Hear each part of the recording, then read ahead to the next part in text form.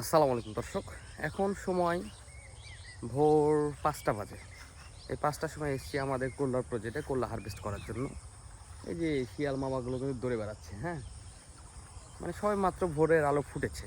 এই সময় আসি আমরা আমাদের প্রজেক্টগুলোতে। আসলে কৃষিকাজ খুব একটা সহজ নয়। অনেক শ্রম, অনেক ত্যাগ তিতিক্ষার পরে এই কৃষিকাজ।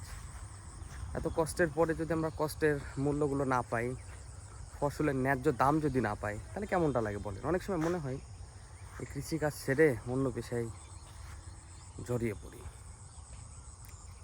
আসলে আমরা ফসলের ন্যায্য দাম পাচ্ছি না। এই যে এত কষ্ট করে করলা তুলতেছি, আমার সাথে আরও ৫ জন আছে। তোলার পর হাটে নিয়ে যে বিক্রয়ের সময় দেখা যাচ্ছে মাত্র 10 টাকা কেজি। তাহলে তখন মনটা কেমন হয় বলেন? সেই ভোরবেলায় এসেছি, হ্যাঁ, ভোরের নামাজের পরেই চলে এসেছি। আসার পর করলাগুলো তুলতেছি। তোলার পর হাটে নিয়ে যাওয়ার পর ১০০ টাকা ভ্যান ভাড়া, ৪০ টাকা মূল খাজনা দেওয়ার পর মাত্র 10 টাকা কেজি যখন করলার দাম পাই, তখন কিছু আর থাকে বলে? এই যে ৫-৬টা লোক করলা তুলতেছে, তাদেরও কিছু দিতে হয়। তাহলে দিন শেষে কিছু থাকে না এই দামে ফসল বিক্রি করে। ওই যে শিয়াল মামাগুলো দৌড়ে বেড়াচ্ছে, হয়তো একটা দুইটা তিনটা। এটাই হচ্ছে আমাদের কৃষি, বাংলাদেশের কৃষি।